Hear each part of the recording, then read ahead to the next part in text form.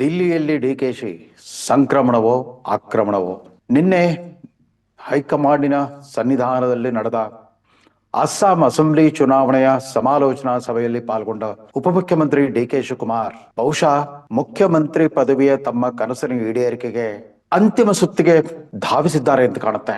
ಇದುವರೆಗೂ ಕೂಡ ಭಕ್ತಿ ಇದ್ದಲ್ಲಿ ಭಗವಂತ, ಪ್ರಯತ್ನವಿದ್ದಲ್ಲಿ ಪ್ರತಿಫಲ, ಪ್ರಯತ್ನ ಫೇಲ್ ಆಗೋದು, ಪ್ರಾರ್ಥನೆ ಫೇಲ್ ಆಗಲ್ಲ ಅಂತ ಇದೇ ರೀತಿ ಒಂದು ತಾತ್ವಿಕ ಹೇಳಿಕೆಗಳನ್ನು ಬಿತ್ತರಿಸ್ತಾ ಬಂದಿದ್ದ ಡಿಕೆ ಶಿವಕುಮಾರ್ ಸಾಧನೆ ಕಟ್ಟೆ ಒಡೆದಿರುವಂತೆ ಕಾಣುತ್ತೆ. ಕಳೆದ 45 ವರ್ಷಗಳಿಂದ ಕಾಂಗ್ರೆಸ್ನ ಅತ್ಯಂತ ನಂಬಿಗಸ್ತ, ನಿಷ್ಠಾವಂತ, ಅನುಯಾಯಿಯಾಗಿ, ಬೆಂಬಲಿಗನಾಗಿ, ಕಾರ್ಯಕರ್ತನಾಗಿ, ಮಂತ್ರಿಯಾಗಿ, ಉಪಮುಖ್ಯಮಂತ್ರಿಯಾಗಿ, ಪಕ್ಷದ ಅಧ್ಯಕ್ಷನಾಗಿ ಸತತವಾಗಿ ಸೇವೆ ಸಲ್ಲಿಸ್ತಾ ಬಂದಿರೋ ತನ್ನ ಅಚಲ ನಂಬಿಕೆ ವಿಶ್ವಾಸಗಳಿಗೆ ಎಲ್ಲೋ ಯಾರೋ ದ್ರೋಹ ಮಾಡ್ತಿದ್ದಾರೆ ಅನ್ನೋ ಒಂದು ತೀರ್ಮಾನಕ್ಕೆ ಬಂದಿರುವ ಹಾಗೆ ಕಾಣುತ್ತೆ ಡಿ ಕೆ ಶಿವಕುಮಾರ್. ಇಲ್ದಿದ್ರೆ ಈ ಈ ವಾರದ ಆರಂಭದಲ್ಲಿ ಮೈಸೂರಿಗೆ ಚುಟುಕು ಭೇಟಿ ಇತ್ತ ಹೈಕಮಾಂಡ್ ಮುಖ್ಯಸ್ಥ ರಾಹುಲ್ ಗಾಂಧಿ ಅವರು ದಿಲ್ಲಿಯಿಂದ ವಿಮಾನದಲ್ಲಿ ಇಳಿದ್ರು. ಅಲ್ಲಿಂದ ಊಟಿಗೆ ಹೆಲಿಕಾಪ್ಟರ್ ಹತ್ತೋಕ್ಕಿಂತ ಮುಂಚೆ ಮುಖ್ಯಮಂತ್ರಿ ಮತ್ತು ಉಪಮುಖ್ಯಮಂತ್ರಿ ಇಬ್ಬರಿಗೂ 2 ನಿಮಿಷ ಮುಖದರ್ಶನವನ್ನ ಕೊಟ್ರು. ಅದಾದ ನಂತರ ವಾಪಸ್ ಬರುವಾಗ ಹೆಲಿಕಾಪ್ಟರ್ ಇಂದ ಮತ್ತೆ ವಿಮಾನ ಏರುವಾಗ ಮತ್ತೊಮ್ಮೆ 2 ನಿಮಿಷಗಳ ಮುಖದರ್ಶನ ಮತ್ತು ಚುಟುಕು ಮಾತುಕತೆಯನ್ನಾಡಿದ್ರು. ಬಹುಶಃ ಆವತ್ತೇ ಸಿಗ್ನಲ್ ಸಿಕ್ತು ಅಂತ ಕಾಣುತ್ತೆ ಡಿ ಕೆ ಶಿವಕುಮಾರ್ಗೆ. ತಮ್ಮ ಇದುವರೆಗಿನ ಪರಿಶ್ರಮ, ಪ್ರಾರ್ಥನೆ ಇದ್ಯಾವುದಕ್ಕೂ ಕೂಡ ಮತ್ತು ದೇವರಲ್ಲಿನ ಭಕ್ತಿ ಯಾವುದಕ್ಕೂ ಕೂಡ ತತ್ಕ್ಷಣವೇ ಪ್ರತಿಫಲ ಸಿಗುವ ಹಾಗೆ ಕಾಣ್ತಾ ಇಲ್ಲ. ಹೈಕಮಾಂಡು ತನ್ನ ನಂಬಿಕೆಯೊಂದಿಗೆ, ತಾನು ಇದುವರೆಗೂ ತೋರಿಸೋ ನಿಷ್ಠೆ ನಂಬಿಕೆಗಳೊಂದಿಗೆ ಚೆಲ್ಲಾಟ ಆಡ್ತಾ ಇದೆ ಅನ್ನೋ ಅಭಿಪ್ರಾಯಕ್ಕೆ ಬಂದಿರುವ ಹಾಗೆ ಕಾಣುತ್ತೆ. ಹೀಗಾಗಿ ತುಂಬಾ ಗಂಭೀರವದನರಾಗಿ ಮೈಸೂರಿನಿಂದ ಮುಖ್ಯಮಂತ್ರಿಗೋಸ್ಕರ ಕಾಯ್ದೇನೆ. ಯಾಕಂದ್ರೆ ಬೆಂಗಳೂರಿಂದ ಮೈಸೂರಿಗೆ ಹೋಗುವಾಗ ಒಂದೇ ವಿಶೇಷ ವಿಮಾನದಲ್ಲಿ ಮೈಸೂರಿಗೆ ತೆರಳಿದ್ದ ಡಿ ಕೆ ಶಿವಕುಮಾರ್ ವಾಪಸ್ ಬರುವಾಗ ಮುಖ್ಯಮಂತ್ರಿ ಅವ್ರನ್ನ ಅಲ್ಲೇ ಬಿಟ್ಟು ತಮ್ಮ ಕಾರ್ನಲ್ಲಿ ವಾಪಸ್ ಆದ್ರು. ಆ ಕ್ಷಣದಿಂದ ಅವ್ರಿಗೆ ಮನದಟ್ಟಾಗಿರ್ಬೇಕು. ಇದು ಹೀಗೆ ಇದ್ರೆ ಆಗಲ್ಲ. ಮಕರ ಸಂಕ್ರಾಂತಿ ಬಂದ್ ಹೋಯ್ತು. ಧನುರಾಶಿಯಿಂದ ಮಕರ ರಾಶಿಗೆ ಸೂರ್ಯನ ಸಂಕ್ರಮಣ ಆಗಿರ್ಬೋದು. ಆದ್ರೆ ನನ್ನ ಅದೃಷ್ಟದಲ್ಲಿ ಇನ್ನೂ ಯಾವುದೇ ತರದ ಸಂಕ್ರಮಣ ಆಗೋ ಸಾಧ್ಯತೆ ಇಲ್ಲ. ಇದುವರೆಗಿನ ಆ ವಿಧೇಯತೆಯಿಂದ ಏನೂ ಪ್ರಯೋಜನ ಆಗ್ತಾ ಇಲ್ಲ. ಬಹುಶಃ ದಂಡೋಪಾಯ ಪ್ರಯೋಗಕ್ಕೆ ಇದು ಸೂಕ್ತ ಕಾಲ ಅನ್ಸಿದೆ ಅಂತ ಅನ್ಸಿರ್ಬೇಕು ಅವ್ರಿಗೆ. ಅದರಿಂದಾಗಿ ಹೈಕಮಾಂಡಿನ ಗರ್ಭಗುಡಿಯಲ್ಲೇ ನುಗ್ಗಿ ಆಕ್ರಮಣಕಾರಿ ಒಂದು ಪ್ರತಿಕ್ರಿಯೆಯನ್ನು ಕೊಡಬೇಕು ಅಂತ ತೀರ್ಮಾನ ಮಾಡಿರುವ ಕಾಣುತ್ತೆ. ನಿನ್ನೆ ಅಸ್ಸಾಂ ಅಸೆಂಬ್ಲಿ ಚುನಾವಣೆಗೆ ಸಂಬಂಧಿಸಿದ ಸಮಾಲೋಚನಾ ಸಭೆಯಲ್ಲೂ ಕೂಡ ಗಂಭೀರ ವದನರಾಗಿ ಕೂತಿದ್ದ ಡಿ ಕೆ ಶಿವಕುಮಾರ್ ಅಷ್ಟರೊಳಗೆ ತುರ್ತಾಗಿ ಬೀದರ್ಗೆ ಧಾವಿಸಿ ಬರ್ಬೇಕಾಯ್ತು. ಯಾಕೆಂತಂದ್ರೆ ಶತಾಯುಷಿ ನಾಯಕ ಭೀಮಣ್ಣ ಖಂಡ್ರೆ ಅವರು ತೀರ್ಕೊಂಡಿದ್ರಿಂದ ಇವತ್ತು ಅವರು ಅಂತಿಮ ದರ್ಶನ ಪಡಿಲಿಕ್ಕೆ ದಿಲ್ಲಿಯಿಂದ ದಿಢೀರ್ನೆ ವಾಪಸ್ ಆಗಿರೋ ಡಿ ಕೆ ಶಿವಕುಮಾರ್ ಮತ್ತೆ ಇವತ್ತು ರಾತ್ರಿ ಬೀದರ್ನಿಂದ ವಾಪಸ್ ದಿಲ್ಲಿಗೆ ಹೋಗ್ತಾರಂತೆ. ಶತಾಯ ಗತಾಯ ಈ ಸಾರಿ ಹೈಕಮಾಂಡ್ ನಿಂದ ಒಂದು ಅಂತಿಮ ತೀರ್ಮಾನವನ್ನ ಕೇಳಿಸ್ಕೊಳ್ಳೇಬೇಕು, ಅವರಿಂದ ಒಂದು ಅಂತಿಮ ಅಭಿಪ್ರಾಯವನ್ನ ಪಡ್ಕೊಳ್ಳಬೇಕು ಅಂತ ಹಠಕ್ಕೆ ಬಿದ್ದಿರೋ ಕಾಣುತ್ತೆ. ಇವ್ರಿಗೆ ನಾನು ಇದುವರೆಗೂ ತೋರಿದ ವಿಧೇಯತೆ, ನಾನು ಮೈ ಮೇಲೆ ಎಳ್ಕೊಂಡ ರಿಸ್ಕ್, ಪಕ್ಷಕ್ಕೋಸ್ಕರ ಜೈಲು ವಾಸದಂತ ಕಠೋರ ಶಿಕ್ಷೆಯನ್ನು ಅನುಭವಿಸ್ಬೇಕಾಗಿ ಬಂದ್ರು ಕೂಡ ಯಾರು ಕೂಡ ತನ್ನ ಪರಿಶ್ರಮವನ್ನ ಗುರುತಿಸ್ತಾ ಇಲ್ಲ, ತನ್ನ ನಿಷ್ಠೆಗೆ ಬೆಲೆ ಕೊಡ್ತಾ ಇಲ್ಲ ಅನ್ನೋ ತೀರ್ಮಾನಕ್ಕೆ ಬಂದಾಗ ಕಾಣುತ್ತೆ. ಪ್ರತಿ ಬಾರಿ ಬೆಂಗಳೂರಿನಲ್ಲಿದ್ದಾಗ ಮಾಧ್ಯಮಗಳು ಎದುರಾದಾಗ್ಲೆಲ್ಲ ಯಾವಾಗ ಹಸ್ತಾಂತರ, ಯಾವಾಗ ಅದೃಷ್ಟ ಬದಲಾಯಿಸುತ್ತೆ ಅನ್ನೋ ಪ್ರಶ್ನೆಗಳನ್ನ ಕೇಳಿ ಕೇಳಿ ಕೇಳಿ ಮುಜುಗರ ಅನುಭವಿಸ್ತಾ ಬಂದ್ರು ಡಿ ಕೆ ಶಿವಕುಮಾರ್. ಈ ಕ್ಷಣದವರೆಗೂ ಕೂಡ ತಮ್ಮ ಸಂಯಮವನ್ನ ಕಳ್ಕೊಂಡು ಮಾತಾಡಿಲ್ಲ. ತಮ್ಮ ತಾಳ್ಮೆಯ ಕಟ್ಟೆ ಒಡೆದೋಗಿದೆ ಅನ್ನೋ ಒಂದು ಸೂಚನೆಯನ್ನು ಕೂಡ ಕೊಟ್ಟಿರಲಿಲ್ಲ. ಆದ್ರೆ ಇದೀಗ ಅಂತಿಮ ಗಟ್ಟಿ ಮನಸ್ಸು ಮಾಡಿದಾಗಿದೆ. ತಾನು ಯಾರು ಅಂತ, ತನ್ನ ಅಸಲಿ ವ್ಯಕ್ತಿತ್ವ ಏನು ಅಂತ ಹೈಕಮಾಂಡ್ಗೂ ಪರಿಚಯಿಸಲೇಬೇಕು ಅನ್ನೋ ತೀರ್ಮಾನಕ್ಕೆ ಬಂದಂಗಿದೆ.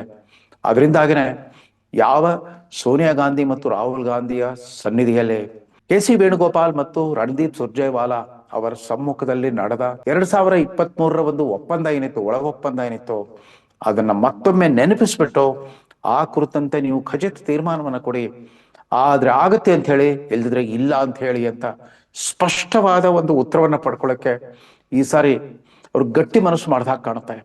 ಇಲ್ಲದೆ ಹೋದ್ರೆ ಸಿದ್ದರಾಮಯ್ಯನವ್ರ ಜೊತೆಗೆ ಇನ್ನು ಇದೇ ರೀತಿ ಅನಿಶ್ಚಿತತೆಯಲ್ಲಿ ಮುಂದುವರಿದು ಅವ್ರಿಗೂ ಕಷ್ಟವಾಗ್ತಾ ಇದೆ. ಸ್ವತಃ ಸಿದ್ದರಾಮಯ್ಯನವ್ರಿಗೂ ಕಿರಿಕಿರಿ ಆಗ್ತಾ ಇರ್ಬೋದು. ಹೋದಲ್ಲಿ ಬಂದಲ್ಲಿ ಎಲ್ಲರೂ ಕೇಳ್ತಾ ಇರ್ತಾರೆ, 5 ವರ್ಷ ಇರ್ತೀರಾ ಇಲ್ವಾ, ಇನ್ನೊಂದು ಬಜೆಟ್ ಮಂಡಿಸ್ತೀರಾ ಇಲ್ವಾ ಅಂತ. ಈ ಮಧ್ಯೆ ಜನವರಿ 22ರಿಂದ ಜಿ ರಾಮ್ಜಿಗೆ ಸಂಬಂಧಪಟ್ಟಂತೆ ವಿಶೇಷ ಅಧಿವೇಶನವನ್ನ ಕರೆದಿದ್ದಾರೆ ಸಿದ್ದರಾಮಯ್ಯ. ಇವೆಲ್ಲ ತಂತ್ರಗಾರಿಕೆ ನಡುವೆ ಡಿ ಕೆ ಶಿವಕುಮಾರ್ ದಿಲ್ಲಿಗೆ ಧಾವಿಸಿದ್ದಾರೆ. ಅವ್ರು ಹೋಗಿದ್ದು ಪಕ್ಷದ ಅಧಿಕೃತ ಸಭೆಗೆ. ಆದ್ರೆ ಇವತ್ತಿನಿಂದ ಬಹುಶಃ ತಮ್ಮ ವ್ಯಕ್ತಿಗತ ಭವಿಷ್ಯಕ್ಕೆ ಸಂಬಂಧಪಟ್ಟಂತೆ ಖಚಿತ ಫಲಿತಾಂಶವನ್ನ ಪಡ್ಕೊಂಡೇ ವಾಪಸ್ ಬರ್ತಾರ ಅಂತ ಕಾಣುತ್ತೆ. ತಮ್ಮ ಪ್ರಯತ್ನ, ಪ್ರಾರ್ಥನೆ, ಭಕ್ತಿ ಇತ್ಯಾದಿಗಳೆಲ್ಲ ಕೈ ಕಟ್ಟಿರುವಾಗ ನೇರವಾಗಿ ಕೇಳೇ ಬಿಡಬೇಕು. ಏನಂತೀರಾ ಹೇಳಿ, ನಿಮಗೆ ಪಕ್ಷಕ್ಕೆ ನಾನು ಬೇಕೋ ಬೇಡವೋ, ಅನಿವಾರ್ಯ ಹೌದೋ ಅಲ್ವೋ ಅನ್ನೋ ಪ್ರಶ್ನೆಗೆ ಉತ್ತರ ಪಡ್ಕೊಂಡೇ ಬರ್ತಾರೆ ಅಂತ ಕಾಣುತ್ತೆ. ಅಂದಾಗೆ ರಾಜ್ಯ ಕಾಂಗ್ರೆಸ್ನ ಬಹುಪಾಲು ಶಾಸಕರು, ಮಂತ್ರಿಗಳು ಎಲ್ಲರೂ ಕೂಡ ಈ ವಿಚಾರದಲ್ಲಿ ಮೌನಕ್ಕೆ ಜಾರಿದ್ದಾರೆ. ತುಂಬಾ ಜಾಣ ಮೌನಕ್ಕೆ ಜಾರಿದ್ದಾರೆ. ಯಾರು ಖಚಿತವಾದ ಉತ್ತರವನ್ನ ಕೊಡ್ತಾ ಇಲ್ಲ. ಇದುವರೆಗೂ ಅಡ್ಡಗೋಡೆ ಮೇಲೆ ದೀಪ ಬಿಟ್ಟಂತೆ ಮಾತಾಡ್ತಾ ಇದ್ದ KN ರಾಜಣ್ಣ ಕೂಡ ಒಂದು ಅನಿವಾರ್ಯತೆಗೆ ಶರಣಾಗ್ಬಿಟ್ಟಿದ್ದಾರೆ ಅಂತ ಕಾಣುತ್ತೆ. ಹೌದು, ಸಿದ್ದರಾಮಯ್ಯನವರು ಇನ್ನು ಬಹುಕಾಲ ಬಾಳಲ್ಲ. ಇನ್ನೇನೇ ಇದ್ರು ಕೂಡ ಹೈಕಮಾಂಡಿನ ತೀರ್ಮಾನಕ್ಕೆ ನಾವು ತಲೆಬಾಗ್ಲೇಬೇಕಾಗುತ್ತೆ ಅಂತ ಕಾಣುತ್ತೆ. ಹೈಕಮಾಂಡ್ ಎದುರಿಗೆ ಪರ್ಯಾಯ ಆಯ್ಕೆಗಳು ಕೂಡ ಇಲ್ಲ. ಸಿದ್ದರಾಮಯ್ಯ ಬಣ ಇದ್ದಕ್ಕಿದ್ದಂತೆ ದಲಿತರೊಬ್ಬರನ್ನ ಯಾಕೆ ಮುಖ್ಯಮಂತ್ರಿ ಮಾಡಬಾರ್ದು ಅನ್ನೋ ಒಂದು ತಂತ್ರವನ್ನ ಬಳಸಿತ್ತು. ಡಿ ಕೆ ಶಿವಕುಮಾರ್ ದಿಲ್ಲಿಗೆ ತಲುಪೋ ಅಷ್ಟೊತ್ತಿಗೆ ಸಿದ್ದರಾಮಯ್ಯ ತಮ್ಮ ನೆಚ್ಚಿನ ಬಂಟ ಮಂತ್ರಿ KJ ಜಾರ್ಜ್ ಅವ್ರನ್ನ ದಿಲ್ಲಿಗೆ ಕಳಿಸಿದ್ರು. ಡಿ ಕೆ ಶಿವಕುಮಾರ್ ಅವ್ರನ್ನ ಸಂಧಿಸೋಕ್ಕಿಂತ ಮುಂಚೆನೆ ರಾಹುಲ್ ಗಾಂಧಿ ಅವರು ಜಾರ್ಜ್ರನ್ನ ಕರೆಸ್ಕೊಂಡ್ಬಿಟ್ಟು ಮಾತಾಡಿದ್ರು. ಇದೆಲ್ಲ ನೋಡ್ತಾ ಇದ್ರೆ ಹೈಕಮಾಂಡ್ ಕೂಡ ದೊಡ್ಡ ಧರ್ಮ ಸಂಕಟವನ್ನ ಅನುಭವಿಸ್ತಾ ಇದೆ, ತಳಮಳವನ್ನ ಅನುಭವಿಸ್ತಾ ಇದೆ. ಅದೇನೇ ಇದ್ರು ಕೂಡ ಡಿ ಕೆ ಶಿವಕುಮಾರ್ ಅಂತ ಒಬ್ಬ ದಿಟ್ಟ, ಧೈರ್ಯಶಾಲಿ, ದಾಡ್ಸಿ ನಾಯಕ ಬೇರೆ ಯಾವ ರಾಜ್ಯದಲ್ಲೂ ಇಲ್ಲ. ಪ್ರದೇಶ್ ಕಾಂಗ್ರೆಸ್ ಅಧ್ಯಕ್ಷ ಮತ್ತು 2 ಮಹತ್ವದ ಖಾತೆಗಳ ಉಪಮುಖ್ಯಮಂತ್ರಿಯಾಗಿ ದಿನೇ ದಿನೇ ತನ್ನ ವ್ಯಕ್ತಿತ್ವದ ವರ್ಚಸ್ಸನ್ನ ವೃದ್ಧಿಸ್ಕೊಳ್ತಾ ಬಂದಿರೋ ಡಿ ಕೆ ಶಿವಕುಮಾರ್ನ ಸುಲಭವಾಗಿ ಕೈ ಬಿಡ್ಲಿಕ್ಕೆ ಆಗಲ್ಲ. ರಾಜಸ್ಥಾನದಲ್ಲಿ ಸಚಿನ್ ಪೈಲಟ್ರನ್ನ ಕೈ ಬಿಟ್ರು, ಅದೇ ರೀತಿ ಛತ್ತೀಸ್ಗಢದಲ್ಲಿ ಕೂಡ KP ಸಿಂಗ್ದೇವ್ ಅವ್ರಿಗೆ ಕೈ ಕೊಟ್ರು. ಆದ್ರೆ ಇಲ್ಲಿ ಸಾಧ್ಯ ಇಲ್ಲ ಅಂತ ಕಾಣ್ತಾ ಇದೆ. ಕರ್ನಾಟಕದಲ್ಲಿ ಯಾವುದೇ ಕಾರಣದಿಂದ ನಾವು ಶಿವಕುಮಾರ್ ಅವ್ರಿಗೆ ದ್ರೋಹ ಬಗೆಯೋದು ಕಷ್ಟ ಅನ್ನೋ ಒಂದು ಕಠೋರ ಸತ್ಯ ಹೈಕಮಾಂಡ್ಗೆ ಮನವರಿಕೆ ಆದಂತೆ. ಅದರಲ್ಲಿ ಅಕಸ್ಮಾತ್ ಆಗಿ ಅವರ ಪ್ರಾರ್ಥನೆ, ಪರಿಶ್ರಮ ಎಲ್ಲ ಫಲಿಸಿದ್ರೆ ಡಿ ಕೆ ಶಿವಕುಮಾರ್ ಯಾವ ರೀತಿಯ ಮುಖ್ಯಮಂತ್ರಿ ಆಗಬಹುದು? ಸಿದ್ದರಾಮಯ್ಯನವರು ಉತ್ತರಾಧಿಕಾರಿ ಆಗೋ ಸುಲಭ, ಆದ್ರೆ ಸಿದ್ದರಾಮಯ್ಯನವ್ರ ತರ ಮಾಸ್ ಲೀಡರ್ ಆಗೋ ಶಕ್ತಿ, ಸಾಮರ್ಥ್ಯ ಮತ್ತು ಮನೋಧರ್ಮ ಅವರಲ್ಲಿ ಇದೆಯಾ? ಇದುವರೆಗೂ ಜನಕ್ಕೆ ಡಿ ಕೆ ಶಿವಕುಮಾರ್ ಅವ್ರನ್ನ ಕಂಡ್ರೆ ಒಂದ್ ರೀತಿ ಭಯ ಇರ್ತಾ ಇತ್ತು.